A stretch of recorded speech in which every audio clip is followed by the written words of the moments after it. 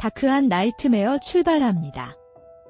2017년 봄에 공항은 분주했지만 두 사람에게는 세상에서 가장 설레는 출발선이었어요. 아직 어린 나이, 20살을 조금 넘긴 청춘들이었지만 손을 꼭 맞잡고 있는 모습에서는 자신감과 기대가 묻어났죠. 셀카를 찍으며 환하게 웃는 얼굴, 작은 여행 가방에 담긴 꿈, 공항의 소음 속에서도 들뜬 심장이 두근거리는 소리까지 느껴졌어요. 신혼여행이라는 단어가 주는 기쁨은 그들에게 현실이었고 순간은 한 장의 사진처럼 빛나고 있었죠.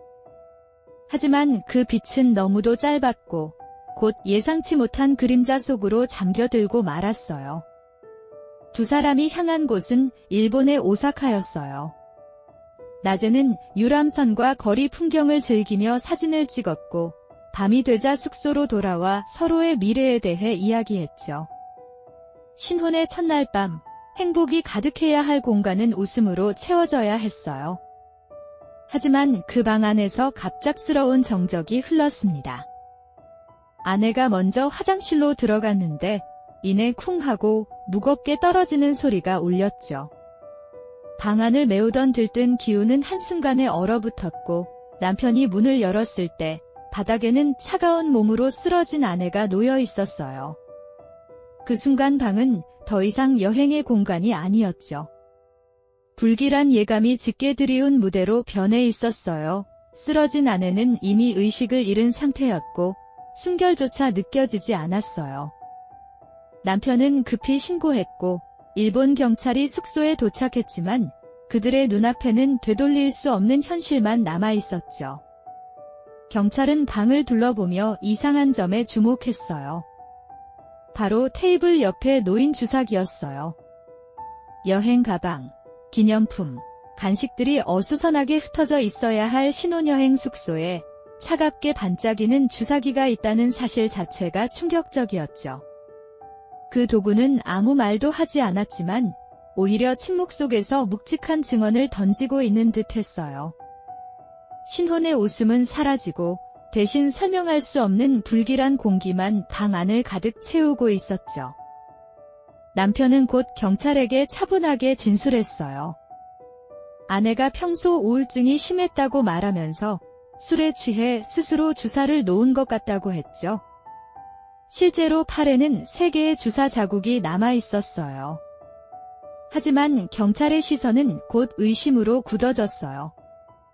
자국의 모양이 지나치게 깔끔했고 숙련된 손길이 아니고서는 남기기 어려운 흔적이었죠.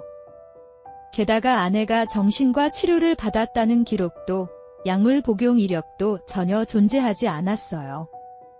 남편의 설명과 현실은 조금씩 어긋나 있었고 그 틈새에서 의문은 자라났죠.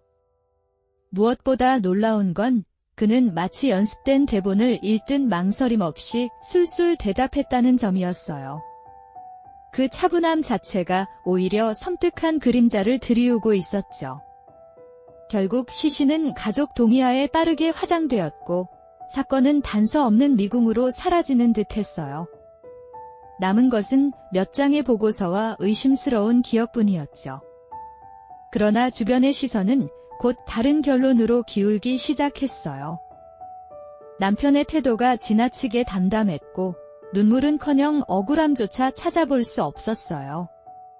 마치 모든 상황을 미리 연습한 사람처럼 정교하게 대응했고 슬픔 대신 차갑게 계산된 침묵만 보였죠. 유족들과 형사들은 그 차분함 속에서 오히려 낯선 공포를 느꼈어요. 사건은 단순한 비극이 아니라 누군가가 치밀하게 짜놓은 시나리오일 수 있다는 불길한 의심이 점점 커지고 있었어요. 그림자는 서서히 형태를 드러내며 사건의 중심으로 밀려오고 있었죠. 아내의 사망 소식은 곧 친정 가족에게 전해졌어요. 충격에 휩싸인 가족들은 즉시 일본으로 건너갔지만 그곳에서 마주한 풍경은 너무도 낯설었죠. 그들은 오열하며 이유를 묻고 싶었지만 남편은 그 자리에서 웃으며 인사를 건넸어요. 안녕하세요. 라는 평범한 인사였지만 애도의 자리에서 나온 그 태도는 가족들의 가슴을 서늘하게 만들었죠. 장례 절차조차 급하게 진행되었고 유족들이 사건의 전말을 제대로 확인하기도 전에 시신은 화장되어 버렸어요. 돌이킬 수 없는 상황 앞에서 가족들은 차마 설명할 수 없는 불안감에 휘둘렸어요. 한국으로 돌아온 남편은 보험금을 청구하기 시작했어요. 단순히 접수를 한 게 아니라 왜 지급이 안 되느냐라며 다급한 목소리로 항의했죠. 아내의 죽음이 불과 2주밖에 지나지 않은 시점이었어요. 주변인들은 충격을 감추지 못했죠. 상실의 고통 속에 잠겨 있어야 할 시기에 그는 오히려 금전적인 부분을 차분하게 계산하고 있었던 거예요. 보험사 직원조차 목소리 속 담담함과 태연함의 섬뜩함을 느꼈다고 했어요. 사랑하는 사람을 잃은 남편이 아니라 미리 준비된 절차를 밟는 행정가 같은 느낌이었죠. 유족들은 경찰에게 수사를 강력히 요청했어요. 딸이 평소 우울증으로 고통받았다는 남편의 말은 사실과 다르다고 주장했죠. 지민 양은 오히려 밝은 성격이었고 미래를 꿈꾸며 새로운 시험을 준비하고 있었어요. 무엇보다 아이 이름까지 지어놓을 정도로 삶을 계획하고 있었죠. 가족은 남편의 진술과 정반대의 이야기를 내놓으며 그 의심을 확신으로 굳혀갔어요. 경찰 역시 이 사건을 단순 사고로만 볼 수 없게 되었고 점차 수사의 방향을 전환하기 시작했어요. 그 불씨는 곧 수사팀의 집요한 의지로 이어졌죠.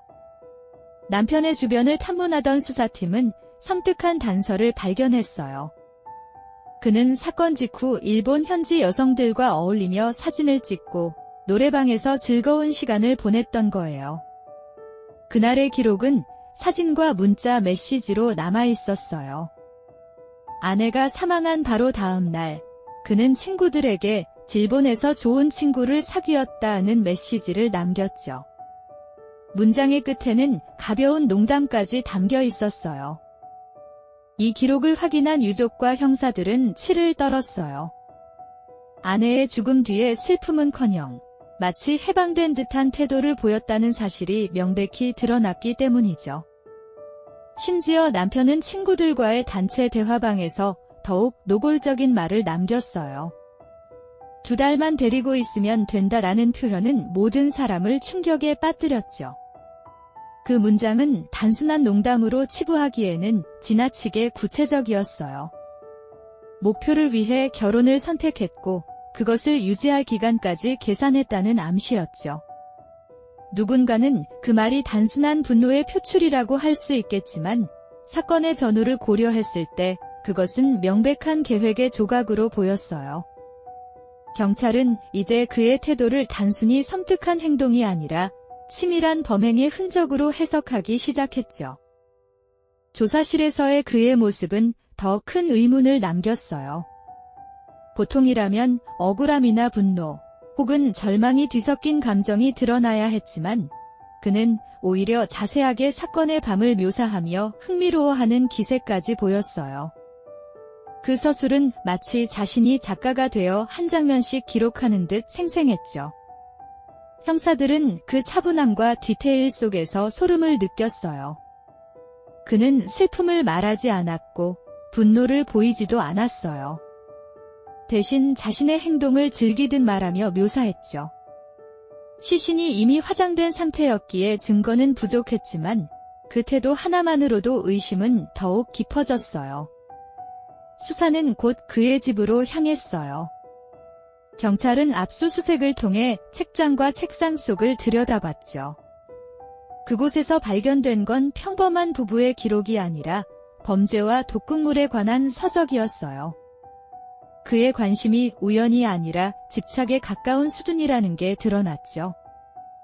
더불어 휴대전화와 컴퓨터, 일기장이 확보되었는데 그 안에는 충격적인 내용이 빼곡히 적혀 있었어요. 마치 무대 뒤의 대본처럼 범행 계획과 그 과정이 기록되어 있었죠. 일상과 사랑의 기록 대신 냉정한 계산과 시뮬레이션이 자리 잡고 있었어요. 일기장은 곧 사건의 무게를 뒤집는 증거가 되었어요. 그는 주사기를 구하는 방법, 동물에게 실험할 계획, 음용과 주사 모두 시도해봐야 한다는 메모를 남겼죠. 그녀를 절벽에서 찌를 예정시라는 섬뜩한 문장까지 등장했어요. 아내와 함께 떠난 여행이 사랑의 축제가 아니라 계획된 무대였음을 암시하는 기록이었죠. 더 무서운 건 경찰 조사에 대비한 예상 질문과 답변까지 준비되어 있었다는 점이에요. 그는 슬픔에 잠긴 남편의 연기를 준비하고 있었던 거예요. 기록은 단순한 글이 아니라 범행의 시나리오였죠. 거기서 끝이 아니었어요.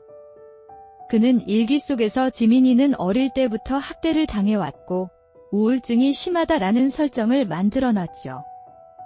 하지만 조사 결과 가족에게 학대받은 정황은 단 한 건도 없었고 우울증 치료 기록도 존재하지 않았어요. 오히려 상처와 멍은 남편의 폭행에서 비롯된 것이었죠. 피해자를 약한 존재로 꾸며내고 자살로 위장하려는 의도는 명확했어요. 일기장은 그가 어떤 인물인지, 얼마나 치밀하게 현실을 조작하려 했는지 보여주는 잔혹한 거울이 되었어요. 거짓과 연기의 무대는 더 이상 숨길 수 없었죠. 디지털 포렌식 결과는 더욱 충격적이었어요. 그의 컴퓨터와 휴대전화에는 니코틴 독성, 니코틴 살인 같은 검색 기록이 가득했죠. 심지어 관련 소설을 캡처해 저장해 두었고 범행 도구로 사용할 약통까지 준비한 흔적이 발견되었어요. 음성 메모에는 증거는 없애고 시신은 자살처럼 보여야 한다는 말까지 담겨 있었죠. 그의 목소리는 차갑고 또렷했어요. 듣는 이로 하여금 소름이 돋을 만큼 선명했죠. 준비된 대본, 연습된 목소리, 계산된 흔적들이 하나둘 드러날수록 사건은 점점 명백한 살인의 그림자로 굳어지고 있었어요. 시간이 흐르면서 수사는 일본에서의 부검 결과를 기다리게 되었어요. 시신은 이미 화장된 상태였기에 남겨진 증거는 부검 자료뿐이었죠. 다행히 일본 경찰은 화장 전에 정밀 검사를 진행했어요. 감정서가 도착하는 데는 무려 10개월이 걸렸지만 그 속에는 결정적인 사실이 담겨 있었죠. 피해자의 위 속에서 니코틴이 검출된 거예요. 단순히 주사뿐 아니라 마시게 했다는 의미였어요. 술에 섞었을 가능성이 높았고 이는 계획적 범행의 무게를 더욱 무겁게 만들었어요. 니코틴의 독성은 상상을 초월해요. 전문가의 증언에 따르면 한 방울만으로도 치명적인 중독 증세가 나타날 수 있었죠. 실제로 실험에 참여한 법학 교수는 직접 희석한 니코틴을 맛보고 극심한 구토와 현기증을 경험했다고 했어요. 그 강렬한 체험은 듣는 이의 뼛속까지 공포를 불러일으켰어요. 이렇게 위험한 물질을 음료에 타서 먹이고 거기에 주사까지 놓았다면 피해자가 스스로 시도했다고 보기엔 불가능했어요. 주사 자국이 여러 개라는 점도 혼자서 한 행위로는 설명할 수 없었죠. 의심은 확신으로 바뀌어 갔어요. 부검 결과와 함께 남편의 반응도 눈에 띄었어요. 평소 흔들림 없던 그는 처음으로 손톱을 물어뜯으며 불안한 모습을 보였죠. 하지만 이내 말을 바꿔 아내가 힘들어해서 도와줬을 뿐이다 라고 주장했어요. 사랑하는 사람의 요청에 따라 약을 주고 주사를 놨다는 식이었죠. 그러나 그 말은 곧 자신이 방조자에 불과하다는 방패막이었어요. 살인의 고의성을 피하려는 마지막 몸부림이었죠. 하지만 이미 증거와 정황은 방조가 아니라 계획된 범죄임을 가리키고 있었어요. 그의 방어는 허술하게 무너져가고 있었죠. 조사팀은 그가 과거에도 비슷한 시도를 했다는 사실을 밝혀냈어요. 그의 일기장에는 또 다른 여성의 이름이 적혀 있었고 실제로 일본 여행에서 함께 있었던 동창생이 등장했죠. 그녀는 그와의 여행 중 수상한 음료를 건네받았다고 증언했어요. 맛이 이상해 거부했지만 억지로 삼킨 물 몇 모금만으로도 심각한 어지럼증과 구토에 시달렸다고 했어요. 만약 끝까지 마셨다면 또 다른 희생자가 되었을 수도 있었던 거예요. 그는 니코틴 독사를 실제 사람에게 시험하려 했던 것이었죠. 연습조차 인간을 대상으로 삼은 거예요. 그 여성은 충격적인 기억을 떠올리며 당시 상황을 진술했어요. 숙취 해소제라며 줬는데 냄새가 너무 이상했어요. 삼키자마자 머리가 어지럽고 몸을 가누기 힘들었어요. 그녀는 가까스로 목숨을 건졌지만 남겨진 경험은 평생 지워지지 않을 상처가 되었죠. 이 진술은 사건의 실체를 더욱 명확히 드러냈어요.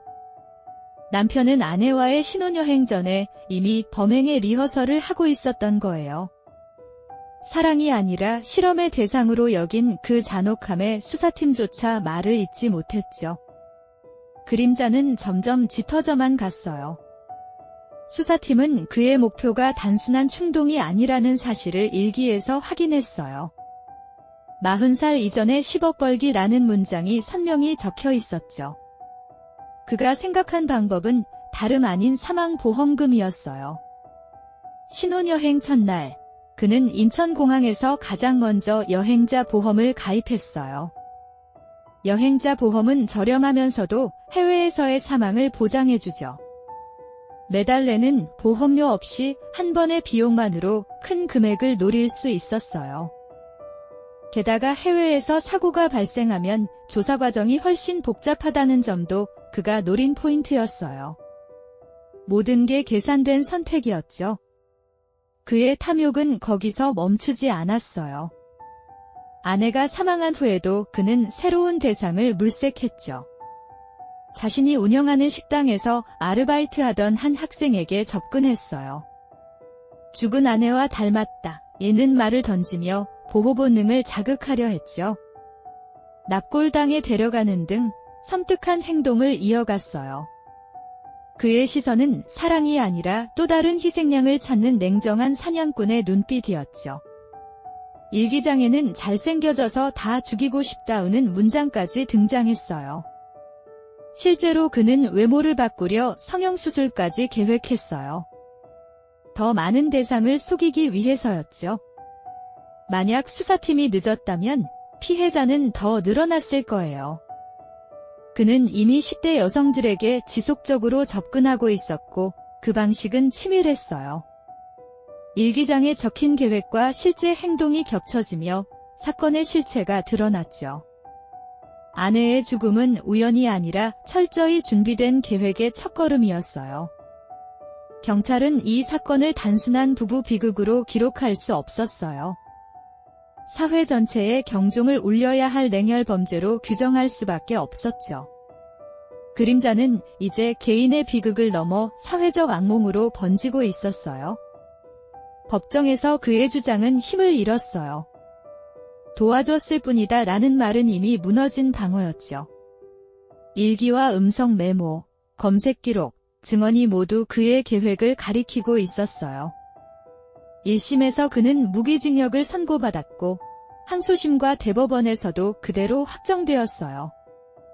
법정에선 그는 여전히 침착한 태도를 유지했지만 그 침착함조차 이제는 방어가 되지 못했어요. 판결문은 단호했어요.